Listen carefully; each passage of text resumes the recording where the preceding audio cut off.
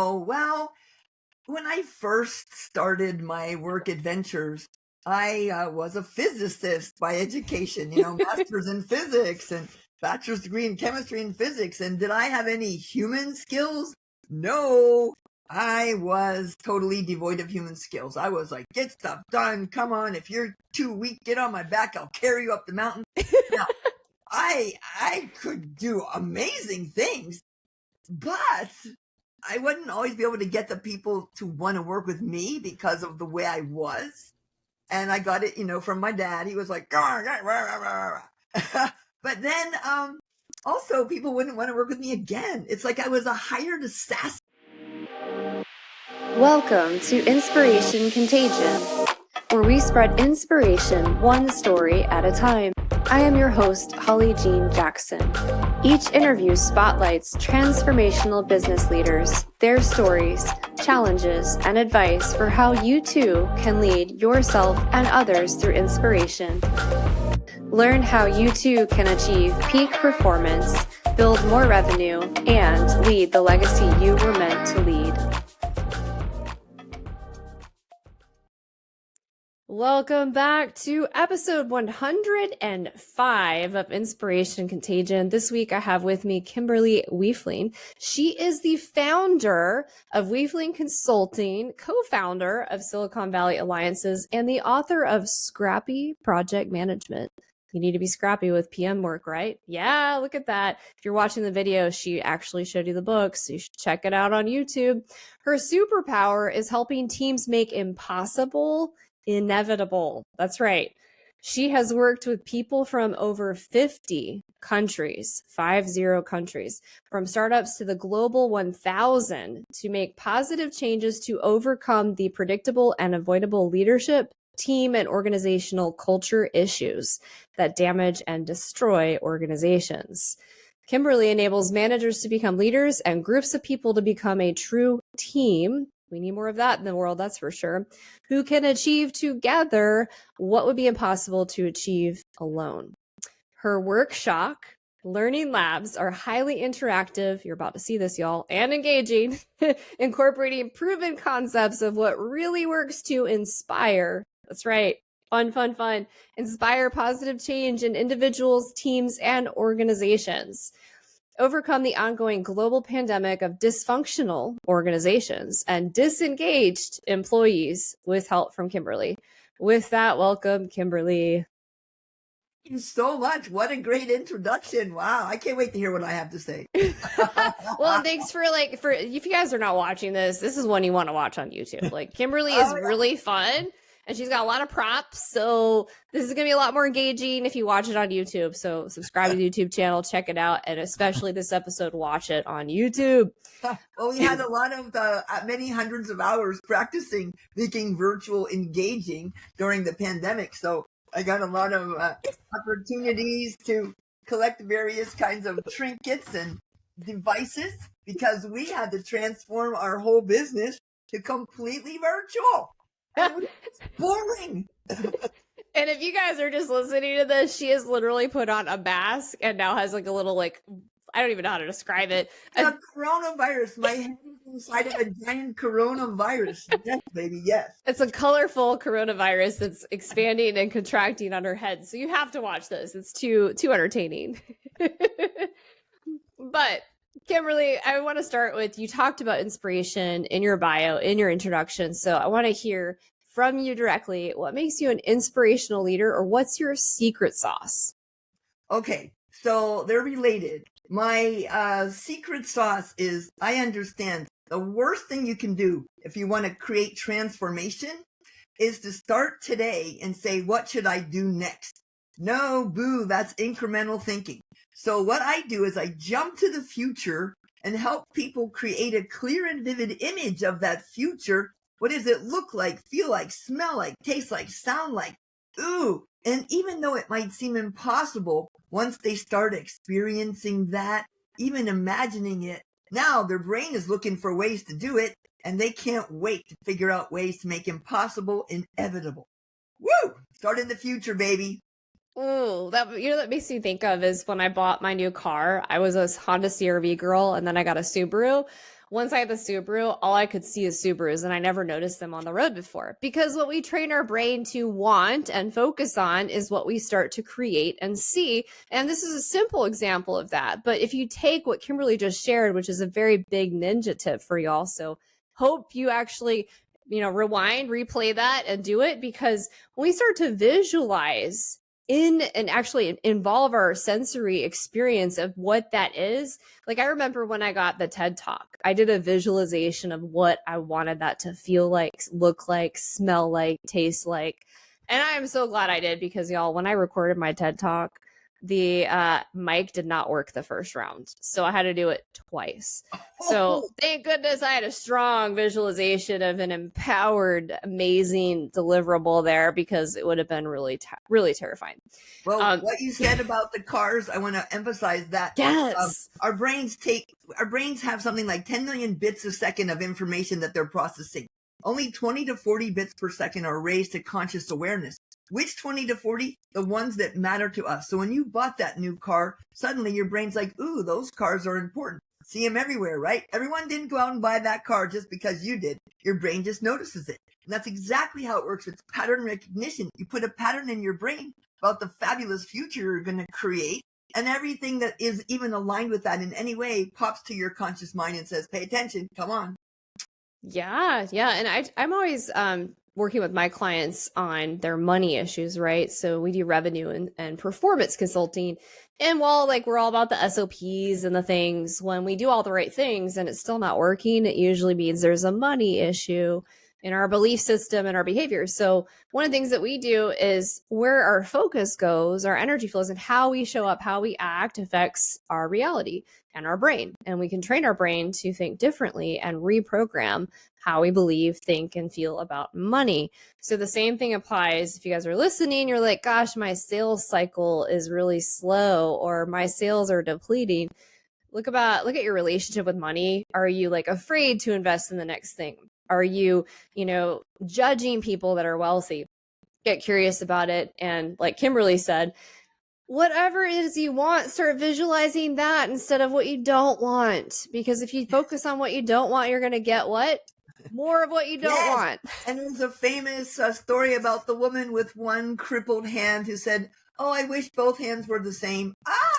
You got to be real careful how you create that future, because the universe has a sense of humor. Oh, yeah. Do not be really careful with your words. And as soon as you say something that you don't like, that's out of alignment, correct it. Yes, right on. And a lot of other people are also putting negative messages out there, not because they want to kill our dreams, but because they want to spare us disappointment and failure. And I can handle disappointment and failure. What I can't handle is a life without hope. Oh, it's a mic drop moment, you guys. I hope you're tuning into this really exciting stuff. So Kimberly, since we're talking about we want hope, I want to hear from you. What does inspiration mean to you? And I'm assuming it might have something to do with hope as well, potentially. Yes, I have a quote on the wall of my office from Noam Chomsky, who was kind of known to be sort of negative and cynical at times. But he says optimism is a strategy for making a better future, because unless you believe that the future can be better, you're not going to get up and do anything or take action to make it better. You'll just sink into the icy couch of despair. So I think of optimism and hope as a strategy, not because I'm ridiculously optimistic and stupid or impractical, right? But because I know that the way we think about the future is the beginning of how we take action to create it. And the people I work with, a lot of them are engineering backgrounds. I had a technology background. The first thing we do when we hear something like a problem is, how should we fix it? That is not the first thing. The first thing is to say, what exactly do we want to achieve, and who would be the stakeholders high-fiving us at the celebration party? And why does this even matter? And then we can start talking about all the 3,000 ideas we need to make it happen. That's a really great reminder, because I think we're trained, in school, through our mentors, through society, to solve the problem. but you can't really solve the problem. And I want to just break this down for you, for the listeners, because what Kimberly just suggested is like a really pro ninja tip, especially in the marketing space, which everything, you guys, is marketing, right? We live in the era of marketing. So when you get into your buyer's shoes, your buyer's pain points, your clients, their world, and you were walking through their shoes and what you want to celebrate with them in the future based on the problem that came up, before you start trying to solve the problem, it makes it a lot easier. So instead of just jumping into problem solving, get in the right space to problem solve. And then also, I just have to say, I love the icy couch of despair comment, because, Mike, what is up with people? They just like chill out on their couch and they're just like, streaming Netflix for days. It's like, bro, come on, sister, get up. Let's go. Well, you go sink into the icy couch of despair, but take a nap, but don't fall asleep there and don't stay there, right? And what you described as this rush to solution. Yes, we are trained. There's a problem. Here's a problem solving. Problem solving does not work for disruption. You cannot cross the Grand Canyon in 3 small steps. Some things require a leap. And that kind of stuff is not even called problem solving. It's called lateral thinking. And De Bono made that very popular many years ago. And that involves a leap to the future, creating that clear, vivid image of the future, working backwards from there so that you know how to deviate from the problem-solving path in order to reach a different outcome. Yeah, that's why when I'm talking with potential clients about their next launch and they want like marketing advisory stuff and revenue performance consulting, I'm like, cool.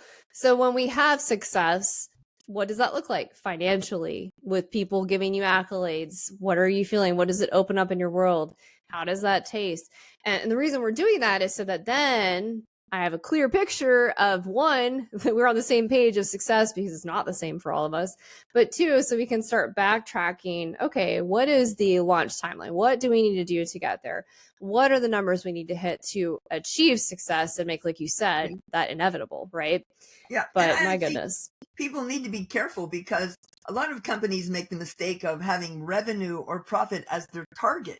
Companies that have revenue or profit as their goal make less money. Yeah. What you need to say is, here, I have this many delighted current customers who are continuing or expanding their work with us, and they refer us to their colleagues because they just love what we're doing. And new customers find us and we delight them, and we create new breakthrough products and services in order to do that.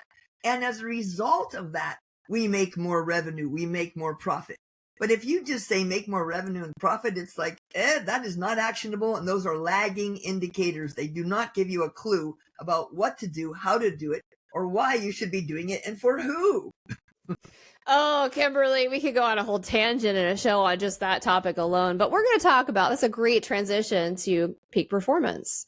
So since we're talking about the definition of success, the definition of peak performance, and you just said companies that define that as just revenue and profit, they are not going to be successful. So I'm curious, how do you define peak performance, and how did you arrive at this definition? Well, for me, for an individual, peak performance is that person being at their highest and best for them. That doesn't mean they have to be like me. And each company can consider what is us at our highest and best. And a lot of that depends on your organizational culture, your DNA. So what is the DNA of your organization? And then what are your values and action and your aspirational goals that are all aligned with that DNA and those values? I did a lot of work with this with Yamaha Motors for over a decade, and we had a little workbook that would help them understand stories from the past, present, and future. And then you define for yourself what is peak performance for you, your team, your organization. Do not try to copy other people. You don't have to be like the others. Oh my goodness, the compare and despair pitfall and doomsday we all fall into, especially with social media. I can't tell you how many times people come in, they're like, enamored with the TEDx person I am in my podcast and whatever. And like, cool. Those are great external accolades. But like you just said, defining peak performance based on values, the DNA of what your culture is doing, and it's mission and vision aligned is key. Our mission and vision is to heal the world. And how we do that, that's a bold and big statement, is by helping one small business owner at a time who's heart-centered, who has services that are healing communities, and they're giving back. We want to help them go big financially so they can equally give big. And that's how we heal this world, this broken world we live in.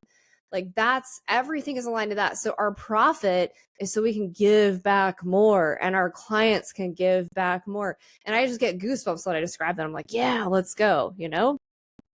Well, it's interesting because most of the employment in the US, for example, is for small businesses with under 10 employees.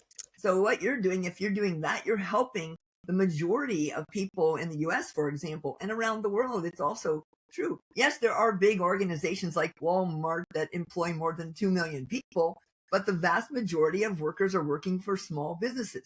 And the other thing is, those global businesses, like when I work with them, I'm not just working with them to help increase their profit. I'm working with them because some of these businesses like Yamaha Motors, they do business in over 100 countries.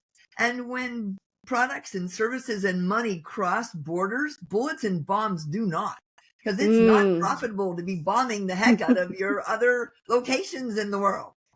Oh, Kimberly's keeping the peace, y'all. We got to help her reach more people, big companies to help us keep those bullets and bombs down. That's great. Now, I know this isn't all sunshine and roses. So tell us, what are some of the challenges and obstacles that you faced along your journey to peak performance in the work that you're doing? Oh, well, when I first started my work adventures, I was a physicist by education, master's in physics and bachelor's degree in chemistry and physics. And did I have any human skills? No, I was totally devoid of human skills. I was like, get stuff done. Come on. If you're too weak, get on my back. I'll carry you up the mountain.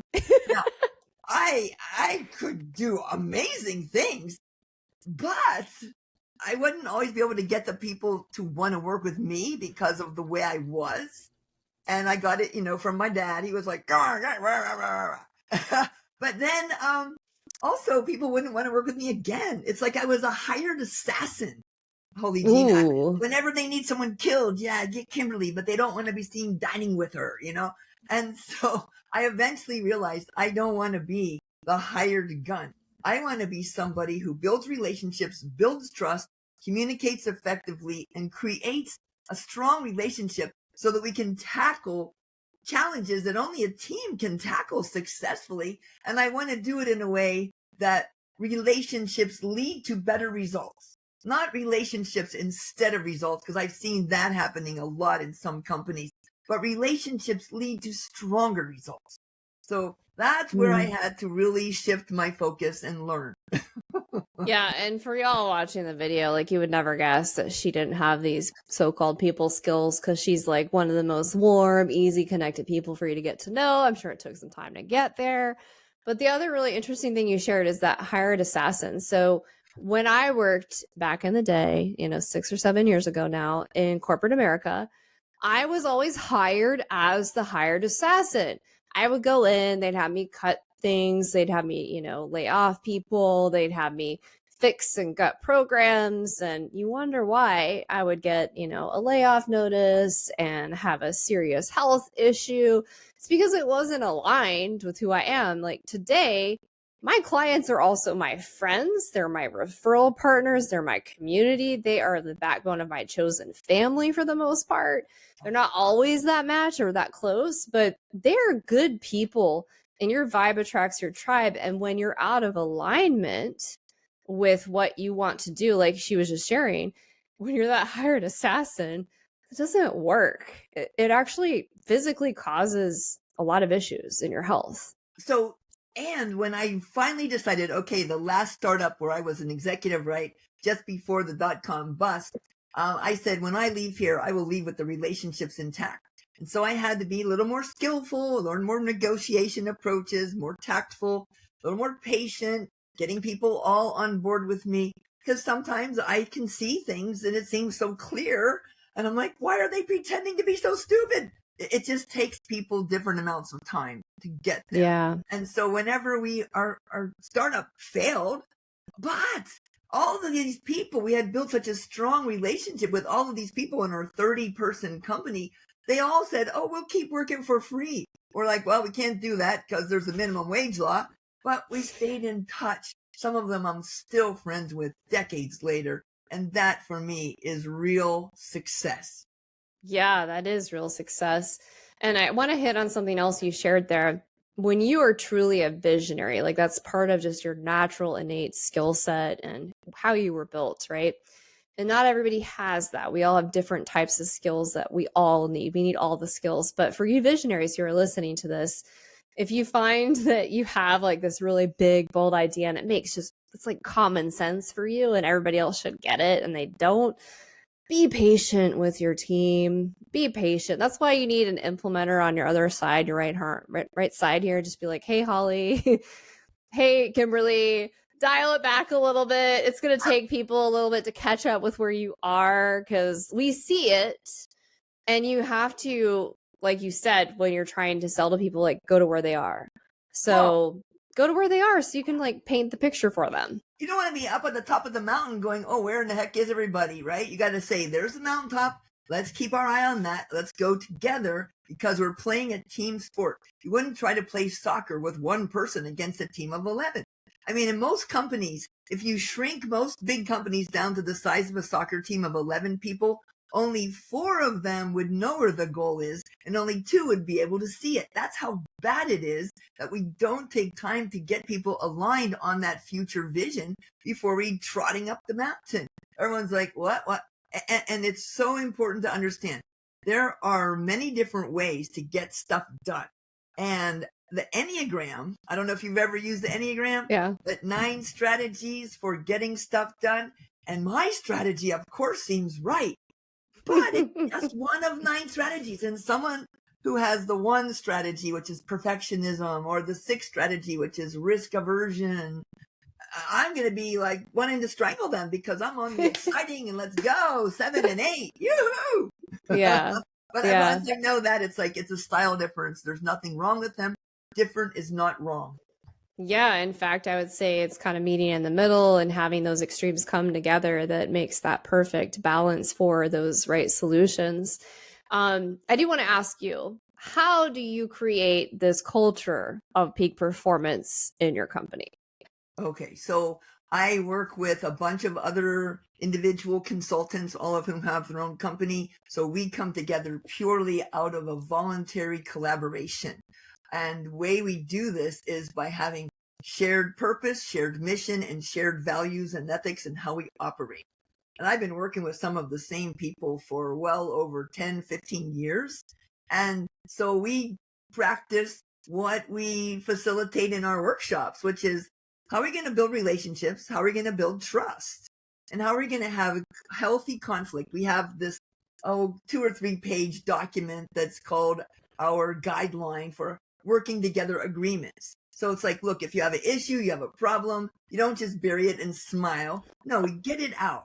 Yesterday, I had kind of a fight with one of my dearest, most amazing collaborators, and I was just so frustrated, and I was kind of worried that I was expressing too intensely. And she said, Kimberly, I'm okay with this. I know how you are, and I know you need to get that out, and that's okay. Our relationship won't be damaged by that. I'm like, oh my gosh, to have that kind of team members, people who care about me. And another time when I was, having a little meltdown, hiding behind a whiteboard so that my colleagues wouldn't be too mad at me and couldn't find me, one of them comes back and says, are you okay? Not to kind of yell at me, but to really care. So build relationships, build trust, have healthy conflict, working together agreements, and realize we need to attack issues, not each other. Support each other. Because you're going to do something that you could never do alone. And there are going to be times when someone's having a bad day. And we teach this assume positive intent. What would have to be true for Kimberly's little crazy behavior to make perfect sense? And you would also behave that way. And then that builds more compassion in us that maybe that person is having a bad day and maybe they need a little bit of love and support instead of chiding. Yeah, I want to reiterate the last 2 points she made because I feel like it's just so necessary with the political landscape as we're coming up to an election and things are so polarized and people are uncertain about the future. They're freaking out about the economy. Guys, like she just said, attack issues, not each other. If somebody votes the opposite way of you, have a discussion, have a debate. Don't break up with them as a friend or a family member. It happens. It's sad to me as a political science major. Stop. It's like you vote based on your policy and the issue areas and the person. It should not end relationships, you guys. It really shouldn't. And then, like she said, assume positive intent. You have not walked a day in the person's life that has a different viewpoint than you do. And you cannot actually be good at debating and having conversation and healthy conflict like Kimberly described if you're not actually listening to their perspective and you're just looking at, well, gosh, what am I going to say so they can agree with me next? People that are great at debate listen. That's right. Listening is the lost leadership skill. We listen. Over half of our communication is listening. But did anyone get classes on how to listen? It's one of the things that we include in every single workshop we do. It's called generous listening. It's about listening to the other person as if what they're saying has gold in it, and it's our job to mine it. And it's based on a book by Nancy Klein called Time to Think, Listening to Ignite the Human Mind. Because in the US, people interrupt each other every 8 seconds. But if you really listen to other people, they get smarter and you be like a mirror so they can see themselves more clearly and you will transform your relationships. I mean, we literally have gotten letters from some of our workshop participants' wives saying, "What did you do to my husband? He listens to me now." Yeah, the art of listening, a lot of issues we have in the world today with teams, with politics, with religion, with all the things would be solved if we just listened, because then people would feel seen and heard and we would actually have more deep conversations and come to real solutions. And if you guys were watching the video, she put ears on earlier when she talked about listening. Well, it's like people are a glass of water. And they're full to the top. And you can't put your water in there unless you make some space. And you make space in their cup by listening to them, which then they will finally say, okay, what about you? One of my friends, she moved in with me a long time ago, and she hadn't been listened to for years. She followed me around, talking, and I would listen, interesting, tell me more, After 2 months, she finally said, so what's been happening in your life? That is some generous listening. Oh. I think eventually be like, friend, I love you, but I need a minute. But that's just me. It's like listening to other people until it's physically painful and you want to dig your heart out with a rusty spoon. Now, if you do the generous listening exercise, we do it for 3 minutes and people are like, oh my gosh, I've never been listened to for that long without being interrupted. But it does truly transform relationships. And there's nothing more powerful for communication than the generous listening, not listening to respond or to find out where the other person's argument is wrong or faulty, but listening for the diamonds hidden in the conversation. Yeah, you guys, if you're listening, hopefully you're listening generously. Try generous listening today with your loved ones, with your team, see what happens. So on that, I want to hear from you. How important is the employee experience to peak performance? And perhaps how have you created the safe container for generous listening, for example? Well, so Gallup Institute has been studying this for years. They call it employee engagement. They have the Gallup 12, the 12 questions that if people say yes to, they're truly engaged at work. And meaning they come in and they're really jazzed and they'll do a great job willingly. And then there's the not engaged. It's like paycheck. And then the actively disengaged.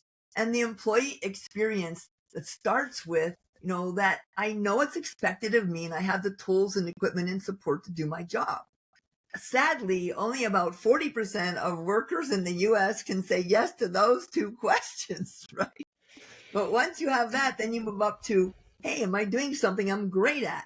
Or have you hired a fish to climb a tree? You should have got a squirrel.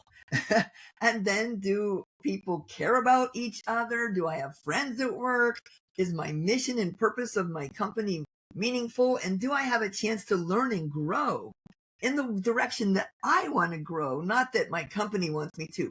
So you just get the Gallup 12 questions. I've hit on a couple of them, and just see what you need to do so that your people would say, yeah, absolutely, to those 12 questions. And what do you get for that? Well, the best companies in the world have double the engagement of the average in the US, which is the best country in the world, with only 35% engaged. And the lowest country, sadly, is Japan with 5, 6, 7%.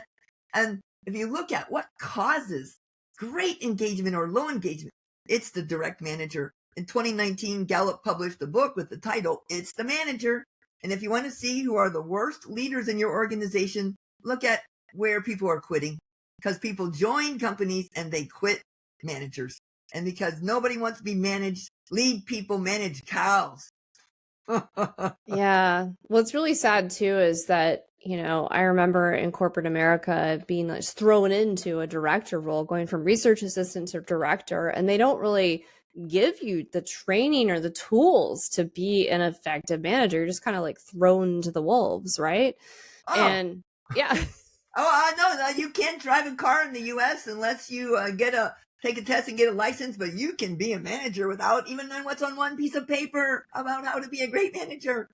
Yeah, and what's also really, really surprising, well, not surprising, I get at this point, it's not surprising. It was initially.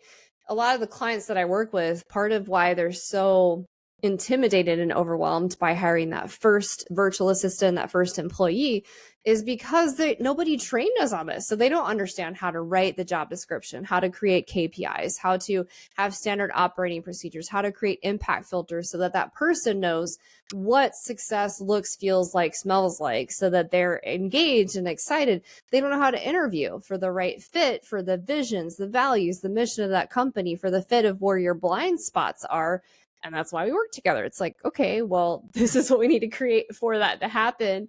And it's so important. Well, I've seen some companies that hire everyone who's the same Enneagram style. Like, I worked with one financial advisory firm. It's a big one. I won't say the name, but they hired a whole bunch of 1s and 6s. And I'm like, well, who's going to innovate here? These people are not going to innovate if you hire everybody who has the same style, the same strategy, the same approach. Then you're going to really struggle. Now, they'll get along, but you're not going to be a winning team. You got to be willing to have these differently gifted, I call them differently gifted people, who can somehow appreciate the differences and sometimes say, look, we need you to be that obsessed and compelled with details later. Right now, we got to innovate and think crazy. But at the end of the day, we're going to get back to practicality. So hold that thought, I love it. So when I onboard my new team members, they can sometimes be a little shy about like, hey, you screwed up on this. I'm like, dude, please tell me where I make mistakes. Please make it better. I am totally open to that criticism. I am totally going to take responsibility for that. And that's part of keeping that open door policy, remaining humble, knowing that, your team, knowing you care about them. One of my team members was really sick, and we were trying to get them to a hospital, and they were in a different country, and it was very scary. And I mean, I was literally in tears because I care that much about my team. And that as a manager, as a visionary, that's the kind of environment you want to create, where there's caring back and forth, where if I'm visiting that country, I'm going to see this teammate in person because I care that much and I'm invested in them growing, and we're actually growing them into a future role that's perfect for them. Well, that's the number 5 question on the Gallup 12, which is, my supervisor or someone at work seems to care about me as a person. And that's one of the 12 questions. I mean, there's other ones like, hey, I have a best friend at work, question 10. Or at work, my opinion seems to count. Now, sometimes it's a little difficult because you have power differential or hierarchy. You got to find safe ways to encourage people to be honest, because sometimes they're smiling. Oh, no, everything's great. They got a kid in college, a spouse who doesn't work, a mortgage that they got to pay. They're not going to take a risk and tell the boss the truth. So there are other techniques you can use to get truly honest feedback. but electronic surveys aren't necessarily one of them because Yeah. people even call me and say, is it really anonymous? I remember those days. I do, yeah. All right, so we're going to switch gears a little bit. We're going to talk about revenue. Everybody loves talking about money. So, Kimberly, when have you left money on the table in your ventures, and what did you do to fix it?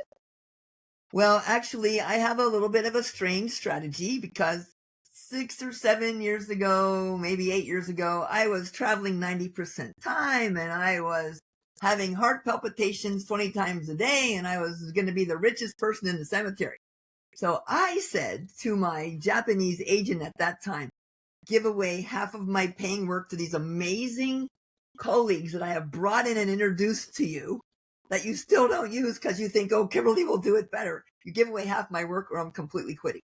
So that's where I on purpose said, let's spread the money out to other people so that I'm not the richest person in the cemetery. Now, what happened as a result of that? I refer them. They think of me. They refer me. And so it does create this collaboratory. And I'm still working with some of these people a decade later, right? Because of how we cooperated with each other. Now, the other thing I didn't do well back in my day, I'm terrible at business development and marketing. So I didn't know how to negotiate my fee. So I had to actually take some coaching on how to set my pricing properly. And then I had to put it in a little piece of paper somewhere. I never showed it to clients, but I would look at it and go, Kimberly, that is what you're worth. Now stop saying, oh, but if it's too much. Oh, it was so hard, Holly. How do you do it, Holly Jean? How do you make sure that you feel worth it? Ah. Oh my goodness. Wow. That is the therapy question of the day, isn't it? So one of the strategies I use with my clients when we go into anything related to money, whether it's pricing, and in particular, folks that are in the healing fields, like holistic stuff, they're trying to like heal the world in one way or another. They really struggle with this, right? They either don't know how to price it and they have a lot of like worthiness issues because it's healing. It's like, well, why wouldn't you just give that away for free? So one of the things we do is I have them write a letter to money, like money's a person, right? And you write all the beliefs, all the thoughts, everything you think about money, right? And everybody's like, oh God, this is quite a letter. And if you don't have a perfect relationship with, honestly, most people don't have a perfect relationship with money. We're still working on that. And then I have them bring it to the next session. They email it to me and I say, your money. I'm going to read you the letter you wrote. And then I ask them, how do you feel? Typically, once we fix their relationship with money, it also tends to have a ripple effect of fixing their worthiness issues. A lot of times it's actually from childhood or society or education or a partner, like their husband or wife or spouse. And they've ingrained in them this belief set that they're not worthy, that they shouldn't charge, that wealthy people are evil, that money creates evil in the world. And so it's actually not even necessarily about worthiness. It's about stories they've been told for decades or their whole life, right? Oh, yeah. And I had to change my relationship with money. I had to say, look, money is just paper blessed by the treasury gods. So I think more in terms of abundance. Yes. I have plenty of everything I want and need and plenty to share, plenty to spare. And I set my goals for my financial abundance personally a long time ago when it was completely ridiculous and out of reach. And then I set my goals for my business when I had no freaking idea how I would ever make it happen. And sort of like you said with the car, magic shows up and you're sitting there going, oh, wow. Like this year, I said, all right, I'm putting it out there that I can do impossible things. I can help teams do impossible. My one friend who's into climate says, well, why don't you help save planet Earth? I'm like, okay. So I'm looking at how do I pivot my facilitation more into corporate sustainability. So I'm on an airplane sitting next to a guy, talking with him about my interest in pivoting in that direction. Turns out he's an executive at a big company that's pivoting into corporate sustainability. So a month later, they call me and say, hey, can you come and help us? Because I was telling them, if I can get practice doing this, I'll do it for honorarium pricing, pay what you want. And I went and I did a 2-day workshop, which they were thrilled with. And without even having to ask them for any money, they send me a big check. Oh my gosh, I love this story. So, first of all, I'm gonna break this down for everybody. When you create enough belief in yourself and in what you want to create, and you have the clarity on what you want to create, magic happens. I want to repeat that. So, let's say you want to do a TED Talk. Instead of just taking the action, you need to have so much belief and trust that it's going to happen. Like, yes, take action. Don't obsess about it. Trust the timing of it. As soon as you release that and let go, of course, take action, but let go. It happens. I'm telling you, my TED Talk, I took action. I was like obsessing about it. My coach at the time was like, Holly, have you not learned this lesson yet? Yes, take action and then let go and trust. Same thing with finding my publisher. That happened then. The pivot you just described, same thing. Well, and during COVID, I got a good revenue story for you. During COVID, boom, March 18th, okay, everything shuts down. All of my workshops were canceled or postponed. Wait till it's over, they said. So I started working with my consulting buddies and said, let's learn how to do all this stuff virtually.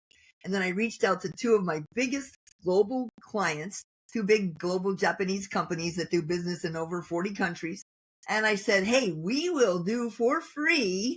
We will facilitate graduates from our past programs in asking, what does this COVID crap make possible? Squeeze the lemons for the lemonade. If you just let us practice virtual experiences. Well, both of them said, sure, when can you start? April, May, we did weekly sessions for both of these companies. We got them together saying, what does this crap make possible? What's working? What's not working? What's missing? Something must still be working. And what, if anything, were possible we create together? Well, in June, both of those companies separately came to me and said, Kimberly, we've got to start paying you. They insisted on paying me. And I'm like, awesome. And then we started to virtualize the programs that they had been doing in person for years, not wait till it's over, right? Epidemics and pandemics take 3 to 5 years to be over. And little by little, we started to shift in that direction because we were willing to experiment with no downside risk for them. Then 2021 comes, my revenues were the same as in 2019 without ever having to put on pants. Oh my goodness, you guys. Creativity, belief, standing in what you stand for. It's magical. My last money question before we go into our wrap-up questions. What is the next shiny object you would like to turn into a revenue stream? I finally feel that I'm ready to go back to the keynote speaking circuit. I love being up in front of thousands of people, and I don't lecture even for that. I'm like, get up, find a partner who looks weak and tired. Let's do some thumb wrestling. I want to do that for hundreds or thousands of people in some amazing venues that needs a dose of Kimberly. Oh my goodness. Kimberly, we should talk later. I can help you with that. I want a dose of Kimberly every day. Kimberly is delightful. All right. So my last two quick questions for you before I give you back the gift of time. What's the best piece of advice you would share with others today? Many things seem impossible until your competitors do it. If you are willing to take the risk and understand that prototyping and experimenting is not a failure, it is just learning.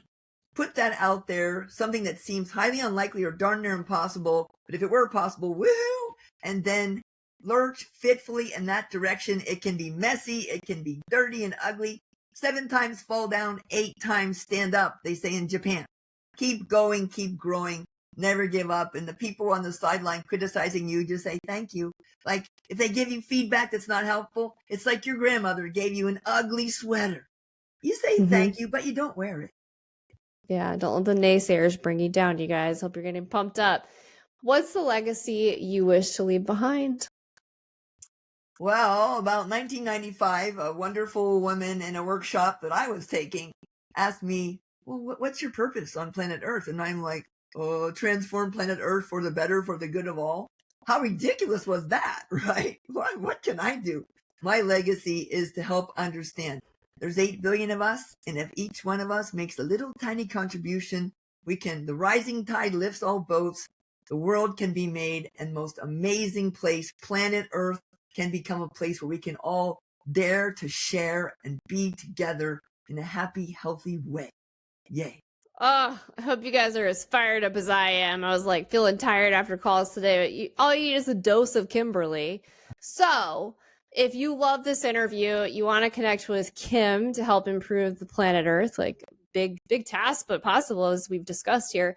I have all of her links, her YouTube channel, all of her socials, her website, all the things. Be sure to check out and connect with Kimberly to get your daily dose of Kimberly. Thank you so much, Kimberly, for joining. I appreciate it. Pleasure. All right. To our listeners, I'll see you on our next episode for a new dose of inspiration. Thank you for joining the show today. I hope you were inspired. More importantly, I hope you take action. If the show inspired you, I ask that you subscribe and share it with your network. Let's spread inspiration together today.